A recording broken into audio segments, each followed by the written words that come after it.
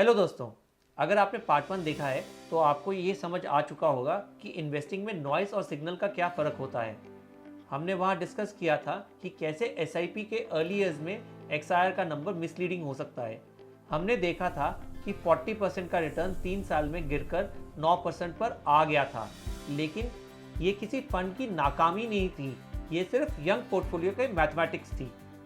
लेकिन आज का टॉपिक उससे भी ज़्यादा इम्पॉर्टेंट है। आज हम बात करेंगे उस स्टेज की जहां आपको पोर्टफोलियो टीनेजर से अडल्ट बनता है। आज का सवाल है, ये वॉलेटिलिटी वाला फेज कब खत्म होता है, कब आपका पोर्टफोलियो एक्चुअली स्ट्रॉन्ग और स्टेबल बनना स्टार्ट करता है और कब आपको वो मैजिक रियल कंपाउंडिंग अपनी आंखों के सामने दिखना शुरू हो जाता है। आज का पार्ट 2 इसी का जवाब है।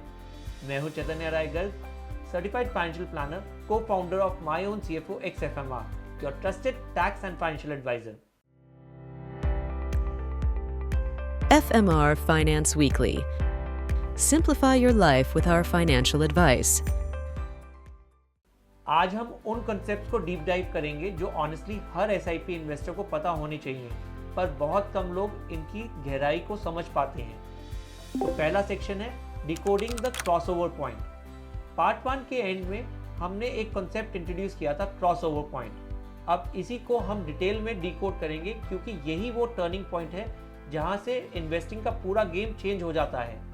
सिंपल लैंग्वेज में समझो, क्रॉसओवर पॉइंट वो स्टेज है जब आपका टोटल पोर्टफोलियो वैल्यू आपके अब तक के इन्वेस्ट किए गए टोटल पैसों से डबल या उससे ज़्यादा हो जाता है। जब एक्यूमुलेटेड गेन्स आपके टोटल कॉन्ट्रीब्यूशंस के बराबर पहुंच जाते हैं, तब कंपाउंडिंग का असली गेम शुरू होता है। तो मान लीजिए 7 से 8 साल तक 10,000 की एसआईपी करी आपने, तो टोटल इन्वेस्टमेंट हुआ 9.6 लाख रुपीस का। क्रॉसओवर वो दिन है जब आपका पोर्टफोलियो वैल्यू 20 लाख के मार्क को क्रॉस कर देता है। इस स्टेज पे आपके टोटल गेन्स और आपके टोटल कॉन्ट्रीब्यूशंस ऑलमोस्ट बराबर हो जाते हैं। ये इतना इम्पोर्टेंट क्यों है? क्योंकि इससे पहले तक आपके कंट्रीब्यूशन की ग्रोथ पूरी तरह से आपके मंथली कंट्रीब्यूशन पर डिपेंड करती है। मतलब पोर्टफोलियो को आप पुश कर रहे हो, लेकिन क्रॉसओवर के बाद कंपाउंडिंग इतनी पावरफुल हो जाती है कि पोर्टफोलियो खुद को पुश करने लगता है। इसे हम पोर्टफोलियो मोमेंटम भी कहते हैं। नटशेल में क्रॉसओवर पॉइंट के बाद मार्केट आपको कंट्रोल नहीं करता, आपका पोर्टफोलियो मार्केट को एब्जॉर्ब करना स्टार्ट कर देता है। अब नेचुरल सवाल आता है, ये क्रॉसओवर कब आता है, कितने टाइम लगता है इस स्टेज तक पहुंचने में? तो अगला सेक्शन इसी पर है, कितना टाइम लगता है क्रॉसओवर पॉइंट आने में। टेक्स्ट बुक कहता है कि अगर आपको 12% रिटर्न मिलता है तो अप्रॉक्सीमेटली 12 साल में क्रॉसओवर हो जाना चाहिए। सिंपल लग रहा है, पर रियल लाइफ में इन्वेस्टिंग स्प्रेडशीट जैसा बिहेव नहीं करती। रियलिटी क्या कहती है कि रिसर्च के मुताबिक 45 ईयर्स के सेंसेक्स डाटा को ट्रैक करने पर हमें देखने को मिलता है कि इन्वेस्टर्स का क्रॉसओवर टाइम 2 ईयर्स से लेकर 11 साल तक वेरी कर सकता है। और ये डिफरेंस क्यों होता है? Because of early market conditions. And what do you mean by market conditions? इसका मतलब है कि जो लोग स्ट्रॉन्ग बुल रन के फेज में एंटर करते हैं, उनका क्रॉसओवर पॉइंट 2 साल में हो गया, लेकिन जो लोग मार्केट के लंबे वीक स्टेज में एंटर करते हैं, उनका क्रॉसओवर 11 ईयर्स तक चला जाता है। अर्ली ईयर्स आपकी स्पीड डिसाइड करते हैं, डेस्टिनेशन नहीं। चाहे आप फास्ट आए या स्लो, क्रॉसओवर आता ज़रूर है। अब यहाँ एक सरप्राइजिंग ट्विस्ट आता है। क्या फास्ट क्रॉसओवर होना बेटर होता है? इंट्यूटिवली लगता है हाँ, पर रियलिटी थोड़ी डिफरेंट है। तो अगले सेक्शन में समझते हैं अर्ली सक्सेस का इल्यूजन। चलिए एक सिनेरियो देखते हैं। आपका पोर्टफोलियो 2 से 3 साल पुराना है और आपको 70 से 80% रिटर्न मिल गया। पोर्टफोलियो क्विकली डबल हो गया। Sounds amazing, right? पर प्रॉब्लम यहाँ ही है।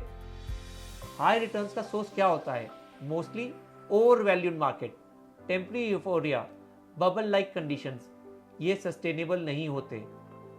फिर क्या होता है?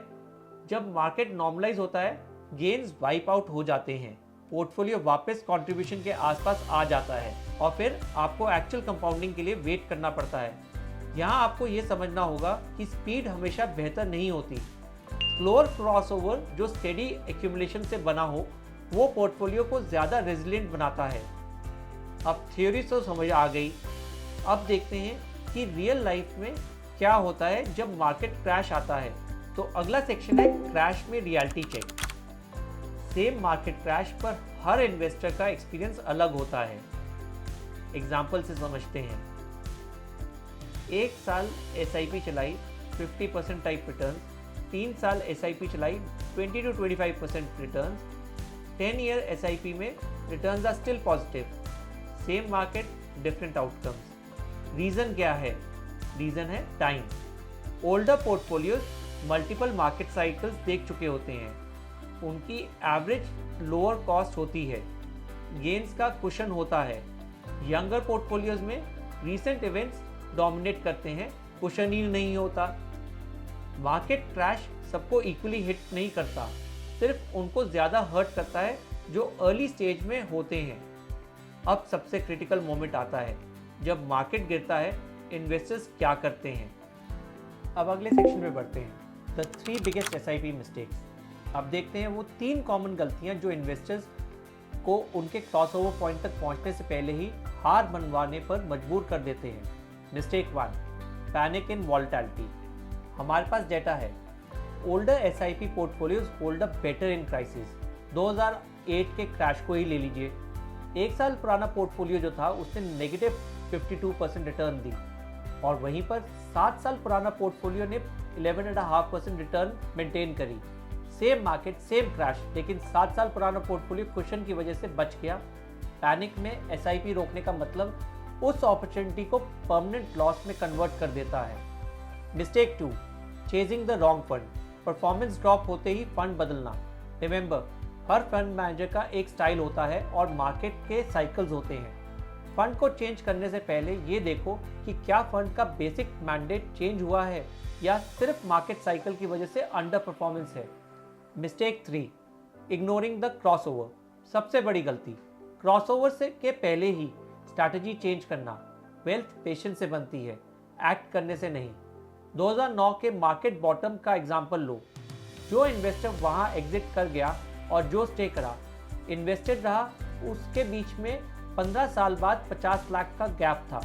मार्केट बॉटम्स रिकग्नाइजेबल नहीं होते, वो ग्रोथ की शुरुआत होते हैं। तो हार्ड ट्रूथ यही है कि मार्केट से लॉस नहीं होता, मार्केट के एग्जिट करने से लॉस होता है। यही वो स्टेज है जहां मोस्ट इन्वेस्टर्स को गाइडेंस की ज़रूरत होती है, क्योंकि लॉजिकली सबको पता होता है कि लॉन्ग टर्म इन्वेस्टेड तो रहना चाहिए, पर हमारे इमोशन जैसे कि फियर, डाउट, पैनिक डिसीजन हमारे पर कंट्रोल ले लेते हैं। एट माई ओन CFO हम सिर्फ पोर्टफोलियोज मैनेज नहीं करते, हम इन्वेस्टर्स के बिहेवियर को मैनेज करते हैं, क्योंकि वेल्थ क्रिएशन नंबर्स का गेम कम, बिहेवियर्स का गेम ज़्यादा है। अब एक पॉजिटिव साइड देखते हैं। अगर आप इन्वेस्टेड रहते हो तो टाइम आपके लिए क्या करता है। तो अगले सेक्शन पे बढ़ते हैं, टाइम का मैजिक। डेटा क्या बोलता है? अगर आपका पोर्टफोलियो 1 साल पुराना है, यानी कि 1 साल पुरानी सिप्स, तो वो हाईली अनप्रिडिक्टेबल होगा, लॉस भी पॉसिबल है। 3 ईयर पुरानी सिप बेटर होगी but still uncertain. 10 year SIP चलती रही तो प्रैक्टिकली 0 लॉस केसेस हैं, और 15 से 20 साल सिप चलते रहें तो रिटर्न्स प्रिडिक्टेबल रेंज में आ जाते हैं। तो टाइम क्या करता है? टाइम रिटर्न्स इंप्रूव करता है, रिस्क रिड्यूस करता है।